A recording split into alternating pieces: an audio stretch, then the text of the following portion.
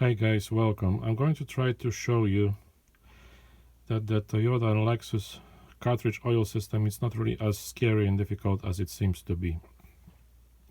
By my standard, what I believe, it's very easy to remove this thing most of the time, and very simple to put it on, and you can't over torque this thing. You can't really put it on too hard. Many films I saw, many movies I saw, that people are trying to remove the filter without having a proper wrench for the filter. I wouldn't attempt removing the filter if I didn't have the tool that's made for that purpose. This thing I've been using for a long time. This one was designed for the 6-cylinder, for the larger one.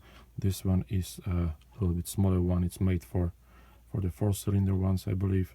They work on both on plastic and on aluminum. What I saw online once, there was a tool that was made by Toyota. Supposedly, presumably they use this thing at the dealership. I don't think it's available for general public, but it looks something like this. This particular one is OEM part from Honda, and somebody mentioned this thing, and I just realized that this thing fits over the cartridge filter in Toyota. Original filter from Honda. If I put this cap on, it fits perfectly. It never slips. It never skips. Unlike the wrenches from auto parts. This thing, if I put it over this thing, it also fits snug. It fits very well. So other than those little wings, I can still fit this thing very well. And if you don't have that cup, but you happen to have the one from Honda, it could be worth trying. It might work as well. That's one of the things that I just wanted to show you here.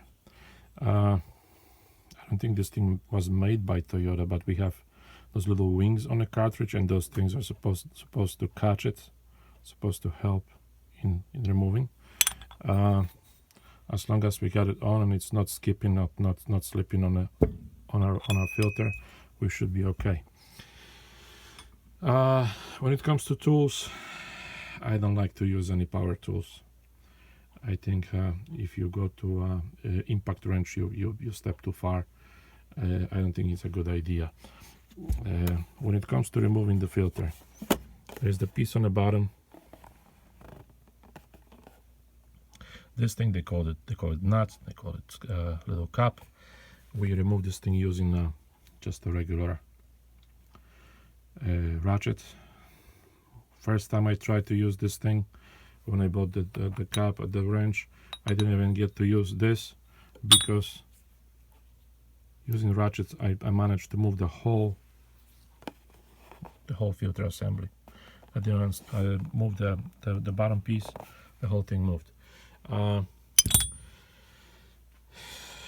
don't like to spend time with this little plastic piece, as they recommend to remove the little cap on the bottom, stick it in to drain the oil from the assembly. It gets messy either way. I always feel like I might break one of those little wings here, one of those flaps, in that cartridge, in the bottom of that thing, and then it's gonna be another issue. It's gonna be something to remove. Also, if it doesn't go in very easy. If we keep on doing this thing every time we change oil, eventually it's gonna wear out the hole in the bottom of that canister. So I don't even waste my time. Somebody had a neat idea of putting a vinyl pipe over this thing here and directing the draining oil to the oil bottle, just like a bottle from a drink. But I don't know, waste of time. Somebody mentions also, like one of the dealers, they said that at the dealership they don't even bother. They don't even they never move this thing. They never touch this thing. So it's our call. Somebody also said that this thing is doing the purpose of relieving pressure. I don't believe that is so. I don't think there is any pressure there.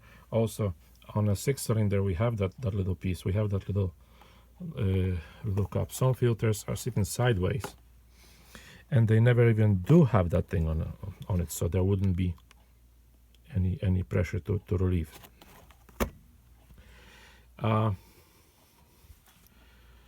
The way I do it, I like to replace that little gasket since I have it.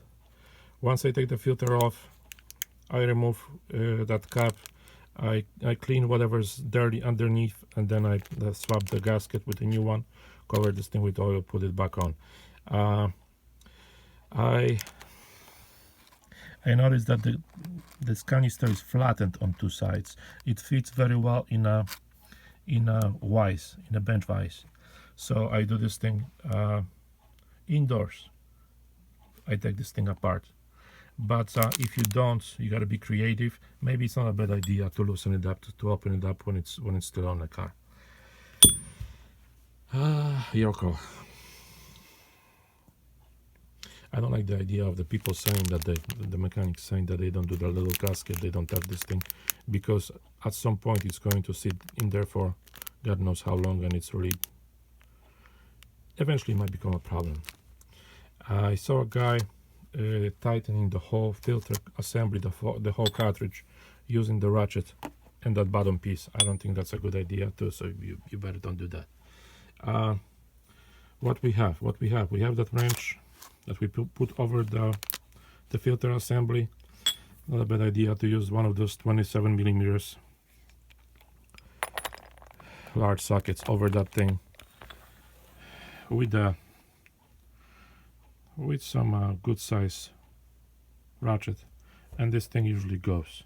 If there is an issue with that breaker bar, I would use a breaker bar. That's about as strongly as we would go.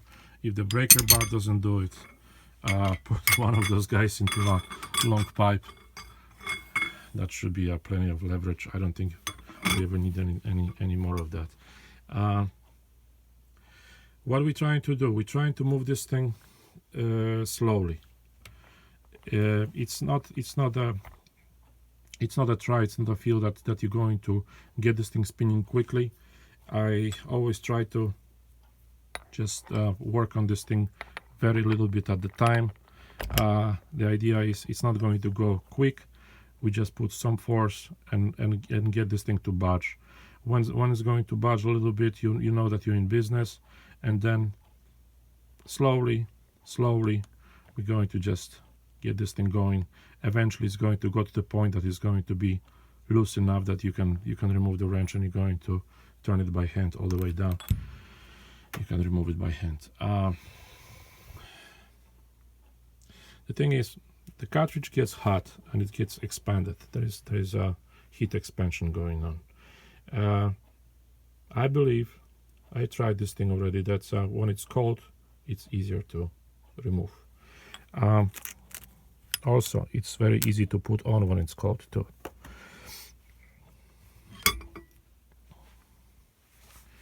Now, when I remove this cartridge, I like to clean whatever is inside. I mean, we take out the old piece.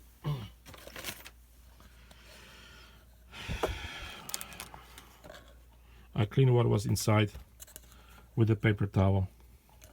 I clean the bottom of this thing, swap that gasket, put some oil on this thing, close it with the cartridge of the car, and then prepare this thing by replacing the little gasket, actually the big O-ring, over on the side where they designate where it belongs.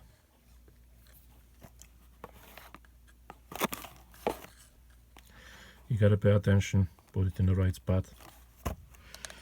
Cover this thing with oil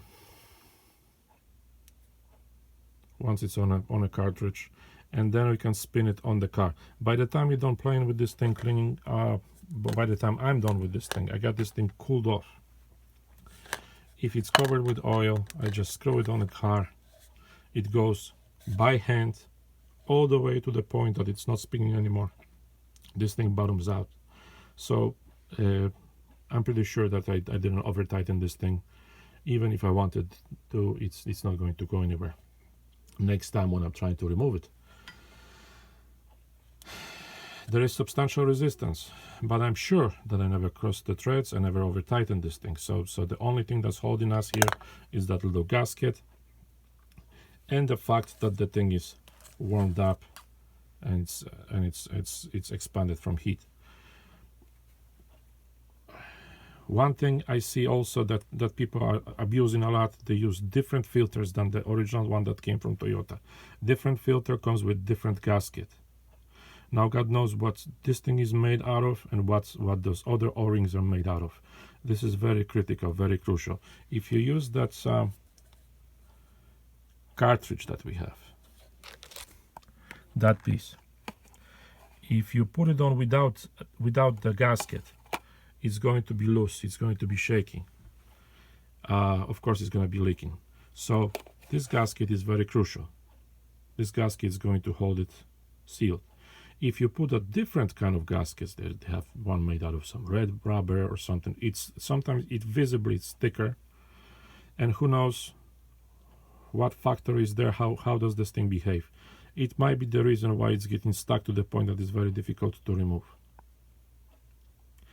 What I like to do sometimes when I'm very nervous about the thing, if I'm going to be able to move it or not, I like to try to remove the cartridge a day before on a cold engine.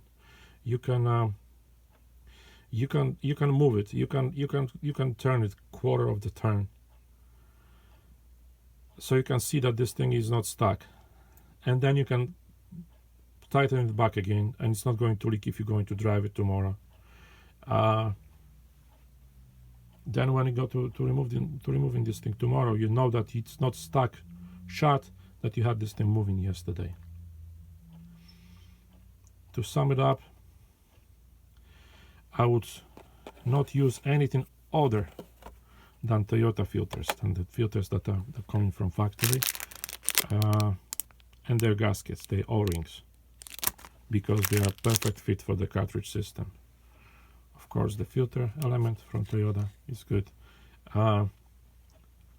When it comes to plastic canisters, I'm a little bit more nervous that I don't cross-thread them.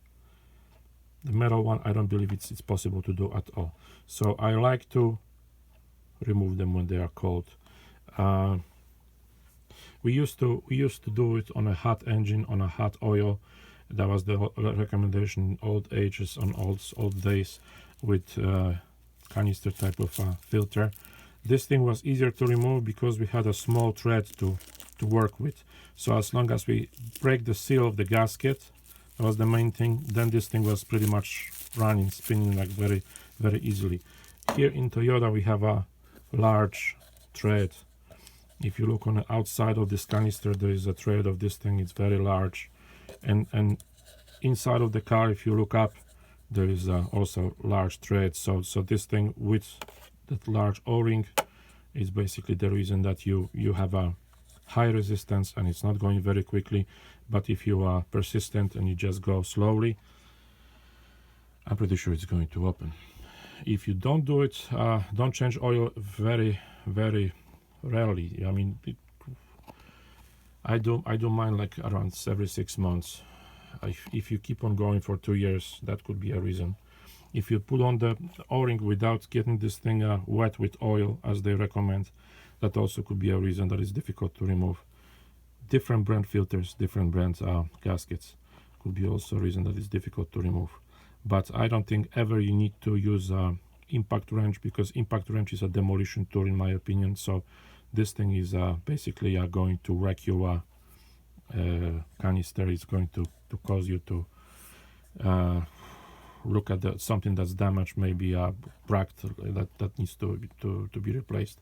If you use one of those tools that are designated for this thing, not something that you're making up with, you should be able to open it up. You should be able to move it. Some decent tool, that's all you need.